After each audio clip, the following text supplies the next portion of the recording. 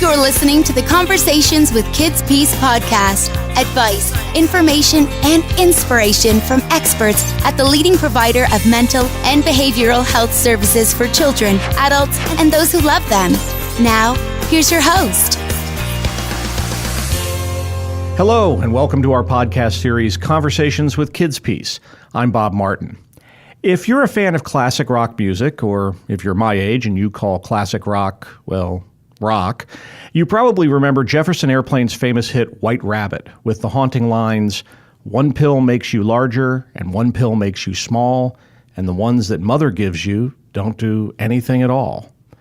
That psychedelic homage to Lewis Carroll also serves as an opening to talk about an issue that poses significant challenges to treatment of young people for mental and behavioral concerns: polypharmacy, or the use of multiple medications by a single patient. To walk us through this issue, we're lucky to have Dr. Ashleigh Anderson, Medical Director of Residential and Community Programs here at KidsPeace. Dr. Anderson, welcome. Thank you, Bob. Thanks so much for having me. It's great to have you. Polypharmacy as a word sounds to me, as a layman, kind of jargony. What does it mean in terms of KidsPeace's definition of this issue? KidsPeace's specific definition of polypharmacy is greater than 3 medications for so greater than 3 psychotropic medications. So obviously polypharmacy by definition just means multiple medications, but our definition here at KidsPeace is greater than 3 psychotropic medications. Now, how is it that children end up being prescribed multiple psychotropic medications? Well, for multiple reasons. Sometimes they come in from different facilities and different prescribers. In my particular situation, I am in the residential treatment facility. So these children come in for more of a long-term stay. So these kids have difficult backgrounds and sometimes multiple presenting problems. So people, of course, try to treat the multiple problems by maybe prescribing multiple medications that don't necessarily need to be prescribed maybe all at once. So oftentimes, if kids may have to see different providers for a multitude of reasons, and if they don't have If there is not continuity of care, there might be just a lapse in them getting their medications, or, different people have different prescribing patterns. So perhaps for that reason, they could end up on multiple medications. Now, I understand that there are gaps in the research about effectiveness and possible downsides in regards to kids that are involved in polypharmacy. What in your mind is missing from this research? First of all, a lot of people, to get a clinical trial approved is a very, very lengthy process. So oftentimes, you're looking at just one medication for approval.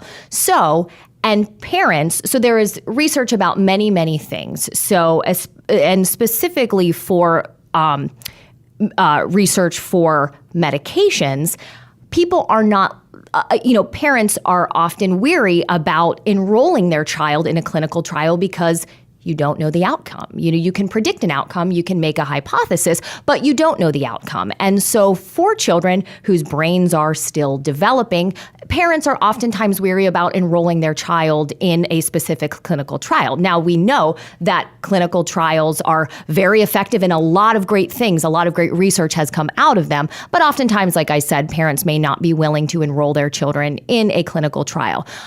Also, when enrolling in a clinical trial and learning about and testing out and experimenting different medications, it's not, you want to know exactly what the one medication that you're trialing is doing, rather than adding multiple medications, because you won't know what's doing what, whether it's bad, whether it's good. You just want to simplify. So there's almost an issue of one that these drugs are, by the definition of the clinical trial, being looked at sort of in isolation, because that's how we know what they're doing. And then secondly, as you noted, kids' brains are different, kids' bodies are different, and I think there's a lot of evidence that shows that some of these clinical trials are not necessarily taking into account things like dosage for kids versus dosage for adults.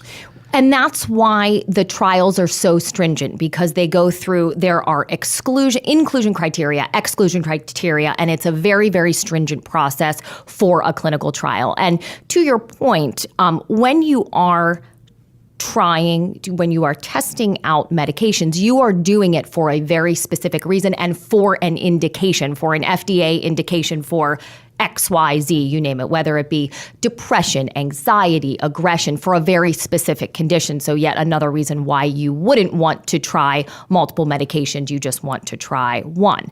And yes, kids are not, one of the most important things that I learned in my fellowship training is that kids are not small adults. Their bodies are different. Their brains are different. So you have to be very, very careful about the dosing. And one thing that sometimes is difficult to get parents, providers to sort of wrap their heads around is that, and I find myself repeating this a lot in my clinical practice, is that kids often may require a higher dose of medication because their livers are young and healthy, and they have, not done the things to their livers that maybe adults might do, So they metabolize medications very, very, very quickly. So oftentimes they do require more frequent dosing of medications and possibly higher doses for that reason.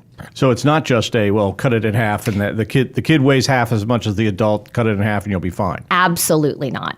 Now, okay, so we've got kids that come into our residential programs who are coming in there sort of with a polypharmacy background.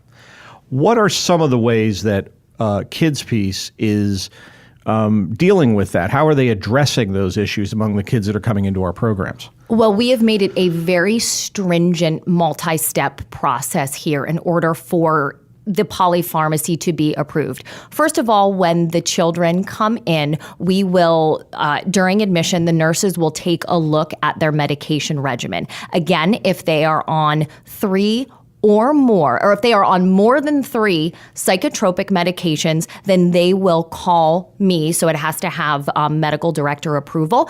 They will call me. They will review the medications. If I feel that it's appropriate to continue the medications, what I will do is approve a 14-day review. And then if I am not the attending psychiatrist, if there is another psychiatrist, they will also review the medications and deem after the 14-day review period, because kids need time. They certainly need time to adjust to this situation. It's a brand new situation for them. They are out of their home, depending on what environment they came from. It's oftentimes a difficult and stressful situation for them. So we certainly want to minimize the stress as much as possible. So after the 14-day review, we will see how they're doing, and then the process, we will deem whether to continue the polypharmacy if it's beneficial for the kids, or decrease or discontinue the medications. Now, if someone is an existing client here and they were on 3 medications and the provider feels that they would benefit for whatever reason from an additional medication, they will write for that medication. Nursing will then call me, review the medications as in the process of a new admission, and then I will either approve or disapprove the polypharmacy request. So it is a lot of eyes, a lot of sort of brain power being brought to that particular situation. Yes, absolutely. And I think it's important to continue the conversation with the provider. I oftentimes question the medication regimens, not because I think that they are wrong or anything like that. Just because I want to have a conversation, especially if it's not my particular patient, and the other physician is taking care of them. I just want to see, what is your rationale? What are you thinking? What have they been on before? Could we maximize another medication that they perhaps are currently on? So it is a pretty, it's a pretty stringent process, but I think most certainly necessary and worth it. And I think this is a good place to put in a very, very important disclaimer. Parents, guardians, the kids themselves, they should never take it upon themselves to stop taking a prescribed medicine, right? Absolutely, absolutely. You should always contact the provider who is prescribing the medications, especially if children are on multiple medications, because all medications have or can have the potential for side effects. And some of those side effects are what we call withdrawal side effects. So if you abruptly stop a medication, you will likely not feel great. We certainly don't want that, especially, and oftentimes it is dose dependent. So if you are on a higher dose of medications and you abruptly stop it, you are likely to get pretty significant withdrawal side effects. So it is extremely, extremely important to speak with your provider before starting or stopping any medication. Well, and certainly, what you outlined there in terms of our process of how we're looking at all this in different levels and everything indicates, and we are, medical professionals doing it. Don't take it upon yourself to do it yourself just because you think, oh, I heard something on a podcast, I should stop taking this. It's like, no, don't do that. Well, absolutely. And I think everything is so readily available now with the internet. And so I think we are often quick to get medical advice from the internet at times, and people are quick to Google things and may sort of look for advice in that way. But we are trained professionals, and we have spent many, many, many years in school gaining our expertise. So always consult with the provider. Shifting gears here, can you just give us a couple of examples? I know there are many, many, and we could be here for hours talking about it, but what are a couple of examples of non-medication type of approaches or interventions? Oh, certainly. And I find myself saying this a lot of time in my clinical practice is behavioral techniques. Certainly, you can, depending on what the condition is, specifically for anxiety disorder, cognitive behavioral therapy has been found to be extremely effective in treating anxiety disorders, sometimes as a standalone, sometimes in conjunction with medication. But if we're talking about non-medication interventions, kids with ADHD, they often have difficulty staying on task, paying attention, sitting in their seats, things like that. In the school environment, ask for extra support, ask for a one-on-one, because oftentimes I see this. Kids respond so well to one-on-one support, getting extra time for test taking, things like that. So there are many, many non-medication alternatives to treating various disorders. That's good to hear. I mean, and Absolutely. I know that there may be some parents out there who are concerned about this, have been concerned for a while. As we talk about things that they can do, it seems to me that a lot of what we're able to tell them it comes really down to lots of communication with your provider. Absolutely, absolutely. And you know what? We are always, our job is to work as a team, especially in psychiatry, I think, and particularly child and adolescent psychiatry, because kids are in a lot of settings. They are at school, they are at home, and they spend a fair amount of time in school. So oftentimes the people who see them in school know exactly, they have a great idea of what is going on with them. So it's really important to communicate with all people involved in their life, because we have to get the whole picture. We have to get the whole picture of what's going on with the child so we can best serve them and their families.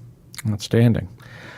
Our final question, and we do this every time, is we ask our guests for a life hack. Now, this could be a piece of advice, a tip on how to do something well, maybe just a little inspiration to sort of get through the day a little bit better.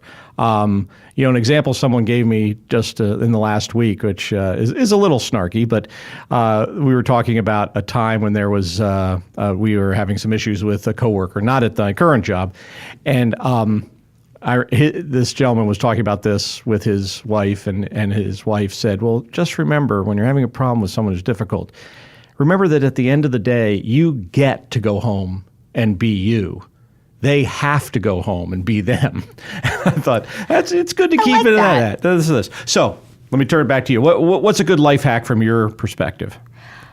I was thinking about this for a while, Bob, and it took me a while to come up with it, but I think I'm going to go with value what's important and work as hard as possible to achieve it. There you go. But I think it's important. I've worked really hard to get to this point in my life, and negotiating a lot of things. So I think it is important to value what is important. You're on a long journey, and you figure out along the way what is important to you, and you work hard for those things that are important to you. That's fantastic. Excellent advice. Dr. Ashleigh Anderson is Medical Director of KidsPeace's Residential and Community Programs. Dr. Anderson, it is always a pleasure, and you are always welcome to come back.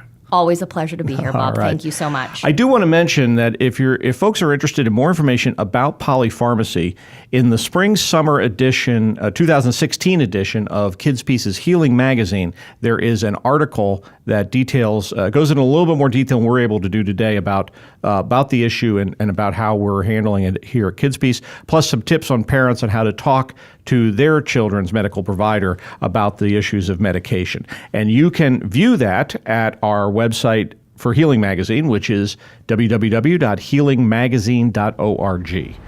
Thank you for joining us for our discussion today. We hope to have you join us again for more Conversations with KidsPeace. Take care. If you have comments, questions, or suggestions about our Conversations podcasts, we'd love to hear from you. Go to www.kidspeace.org to learn more about the series and share your thoughts.